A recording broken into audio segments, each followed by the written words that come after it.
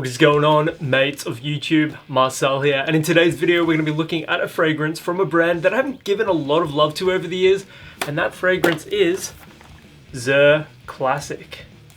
So if you want to see me give my first impressions and take a look at this fragrance, let's get into the video.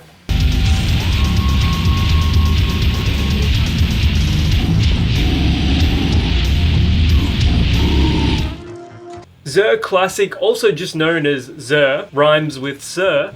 This fragrance has been around since the early 2000s, 2002 I believe, and it was quite a popular scent back in the day if the comments online are to be believed, and it got some pretty good reviews. Now you can find it at Chemist Warehouse here in Australia for $20 for 125 milliliters or 4.2 fluid ounces. So it's a pretty affordable, cheap fragrance, but is it worth the $20? Packaging and presentation kind of reminds me of Calvin Klein's Contradiction a little bit. I don't love it, but you know, it's minimalist. It's got that chrome look to it. I don't hate it, I don't love it. It's pretty neutral as far as I'm concerned. 125 ml or 4.2 fluid ounces. Let's open it up and have a look. Very early on in the life of the channel, I covered Zirh Corduroy and Zirh Icon. I really liked Icon. I didn't love Corduroy. Icon is this kind of incense, aromatic fragrance. Very nice, and I only paid $15 for it. Corduroy, I also paid 15 bucks for. I thought it was pretty generic, and I didn't love it overall. I'm hoping this supposedly legendary fragrance is a little nicer, and inside the packaging, we have the worst, cheapest, shoddiest plastic cap I've ever seen in my life. Absolutely shocking. Good fucking God, look at that. It is like the type of cap you would find on like a $2 drink bottle. Look at this. Editing room Marcel here. It's like the cap of a fucking pop top. Wow. And then look how much of it has evaporated since I purchased it. So far, first impressions, not amazing. And there is the batch number if you're interested in that sort of information. If you want me to keep including the batch numbers in the content that I make here, drop it in the comments and I'll happily oblige you guys. Well, there's only one thing left to do now, aside from an overall disappointing, cheap sort of introduction to this particular fragrance. It's the most important thing. How does it smell? And is it worth the $20?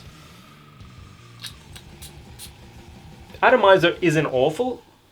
A little dusty up top, you know what I mean? It's got like a dusty-ish quality to it. It's not awful. I think I do like it more than Corduroy. Hang on a second. There's something trying to happen here.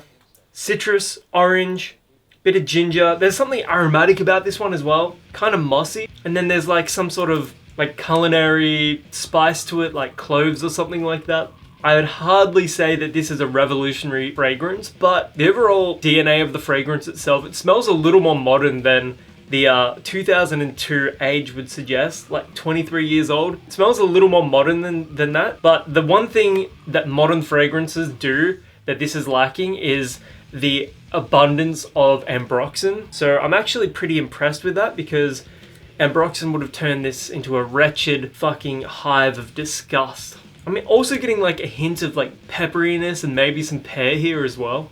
It's kind of nice, it's soft, it's a little gentle, it's clean. So if you're looking for a fragrance that you can carry to your workplace with you, something that's obviously not going to stink out a room and is not going to offend anybody, I think this is going to be a good choice. I'm gonna need to smell it on the skin.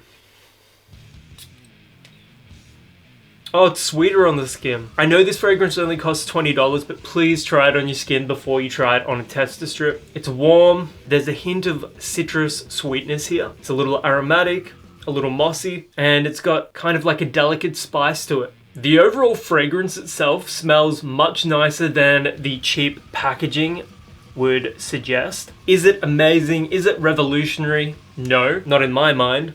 If you're just looking for an inoffensive fragrance to chuck on with a lot of versatility to it, like this is going to work in a lot of different situations. This could be an after shower scent, an after gym scent. You could chuck it on at the office. Honestly, it's not bad. It is definitely not a bad scent, and I've smelled a lot worse fragrances for that $20 price point. I don't love it, but it's not a bad fragrance. Pretty clean, pretty inoffensive, and that's about all that I can say to this one. At least it isn't another Invictus clone, at least it isn't another Sauvage clone or a Sauvage style fragrance. I'd take a legion of kind of clean, inoffensive fragrances from the early 2000s over just one more Dior Sauvage clone, over one more Invictus clone. Give me a fragrance like this any day of the week. This one I do not hate, it's just boring. If you've ever worn Zirh Classic before and you want to share your thoughts on it, drop it in the comments below. Let me know what you guys think. Anyways, until the next video, my name is Marcel, and I'll catch you guys later.